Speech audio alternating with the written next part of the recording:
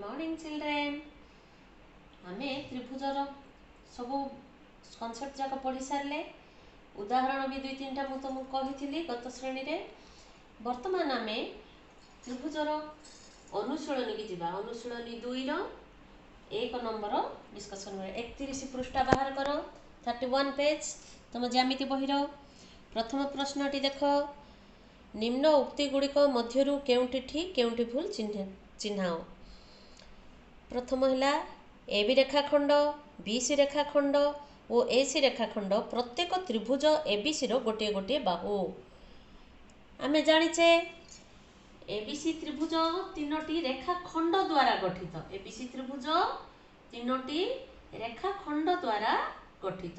एठी सरल रेखा अछि कि नहीं एठी किंतु से प्रश्न कोन देछि एबी सरल रेखा बीसी सरल रेखा एसी सरल रेखा तेणु करी एटा कोन होबो प्रथम ए रो उत्तर कोन होबो भूल।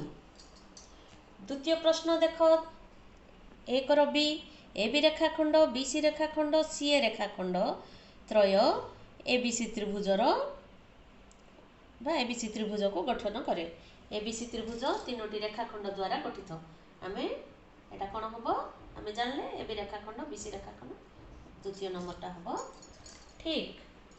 तापरे एक रो सी 32 पेज बाहर करो प्रश्न देखो त्रिभुज बिंदु मानकर सेट अटे त्रिभुज बिंदु मानकर सेट अटे आमे जानिचे प्रत्येक रेखाखंड बिंदु मानकु नै गठित तेणु करी ए रेखाखंड गुड़िक को नै कि त्रिभुज गठित तेबे एबीसी त्रिभुज मध्य बिंदु मानकर सेट हेबो।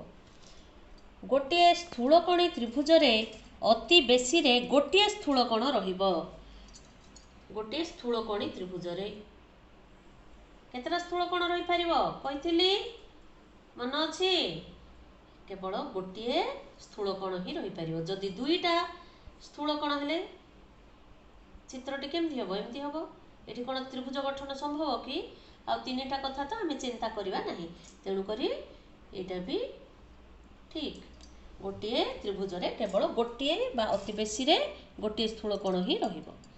त्रिभुज एबीसी रो एंगल बी व एंगल सी को ए ठारे थिबा बहिस्थ कोणर अंतरस्थ दूरवर्ती कोण कुहा जाए। एबीसी त्रिभुज रे से कोन कहिला ए शीर्ष ए ठारे थिबा बहिस्थ कोण शीर्ष ए रे आमे जदि बहिस्थ कोण अंकन करिबा ए बहिस्थ कोणर अंतरस्थ दूरवर्ती कोण के हबो ए दुईटा एंगल बी और एंगल सी तो ई नंबर भी ठीक। एफ कोण देला गोटे समकोणी त्रिभुज रे अति बेसी रे दुई गोटी सूक्ष्म कोण रहि परिबो समकोणी त्रिभुज गोटे अंकन करिबा गोटे जदि 90 डिग्री हैला समकोण हैला अन्य दुईटा कोण हबो सूक्ष्म कोण हबो जदि दुईटा समकोण अन्य गोटे भी समकोण होई गला कि स्थूल कोण होई गला त्रिभुजर तीन कोणर समष्टि सर्वदा केते 180 डिग्री तेर गोटे होई गला 90 अन्य दुईटा मिसिले 90 होबार अछि तो ए दुईटा को सूक्ष्म कोण ही हेबो एफ मध्य ठीक। जी देखो त्रिभुज एबीसी रे AB = AC त्रिभुज एबीसी रे AB = AC ए बाहु = ए बाहु हेले एंगल ए व एंगल बी परिमाण द्वय समान हेबो दुईटी बाहु जदि समान हैला तार सम्मुखीन कोण द्वय समान हेबो हम पढिचे तार सम्मुखीन कोण द्वय के हेले एंगल बी और एंगल सी किंतु एठी से कोण देला एंगल ए व एंगल बी तो एटा कोण हबो जी रो उत्तर हेबो भूल। एच कोण देखो प्रश्न त्रिभुजर मध्यमात्रयर छेदबिंदु सर्वदा त्रिभुजर अंतर्देश रे अवस्थान करि न पारंती मध्यमा केमिति सृष्टि होछि हमरो जे कोनोसी त्रिभुजटे टाणीबा तार तीनोटी मध्य बिंदु रेखाखंड मानकर मध्य बिंदु गुड़ी को देखिया तो जेतोले आमे आर विपरीत कौणिक बिंदु सह मध्य बिंदु को संयुक्त करिवा मध्यमा तीनटा कोठी सूक्ष्मकोणी त्रिभुज रे भितरे रहिले स्थूलकोणी त्रिभुज रे भी ମଧ୍ୟମାତ୍ରୟ ତ୍ରିଭୁଜର ଅନ୍ତର୍ଦେଶରେ ହିଁ ରହିଲା। ସମକୋଣୀ ତ୍ରିଭୁଜରେ ବି ମଧ୍ୟମାତ୍ରୟ ତ୍ରିଭୁଜର ଅନ୍ତର୍ଦେଶରେ ରହୁଛି। ତେଣୁକରି ଏଠି କ'ଣ ହେବ? ସେ ରହିବେ ନାହିଁ କହିଛି, ଅର୍ଥାତ୍ ମଧ୍ୟମାତ୍ରୟ ସର୍ବଦା ତ୍ରିଭୁଜର ଅନ୍ତର୍ଦେଶରେ ରହିବେ। ତ ଏଇଟା କ'ଣ ହେବ? ଭୁଲ ହେବ, ରହି ନପାରେ।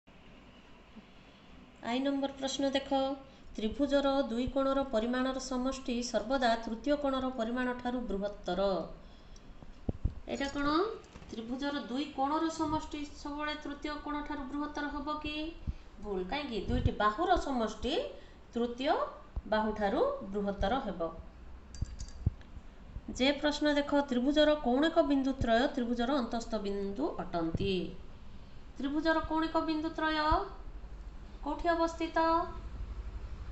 ତ୍ରିଭୁଜର ଅନ୍ତର୍ଦେଶରେ ଅବସ୍ଥିତ କି? ତ୍ରିଭୁଜରେ ବହିର୍ଦେଶରେ ଅବସ୍ଥିତ କି? ନା ଅନ୍ତର୍ଦେଶରେ ନା ବହିର୍ଦେଶରେ? ଇଏ ତ୍ରିଭୁଜ ଉପରିସ୍ଥ ବିନ୍ଦୁ ଅଟନ୍ତି। ତେଣୁକରି ଜେର ଉତ୍ତର ହେବ ଭୁଲ। କେ ଦେଖ ପ୍ରଶ୍ନ, ତ୍ରିଭୁଜର ଦୁଇ ବାହୁର ଦୈର୍ଘ୍ୟର ସମଷ୍ଟି ତୃତୀୟ ବାହୁ ଅପେକ୍ଷା ବୃହତ୍ତର। ଏଇଟା ଆମେ ପରୀକ୍ଷଣରୁ ପରୀକ୍ଷା କରିଛେ। କୋଉ ନମ୍ବର ପରୀକ୍ଷଣ ମନେ ପକାଅ।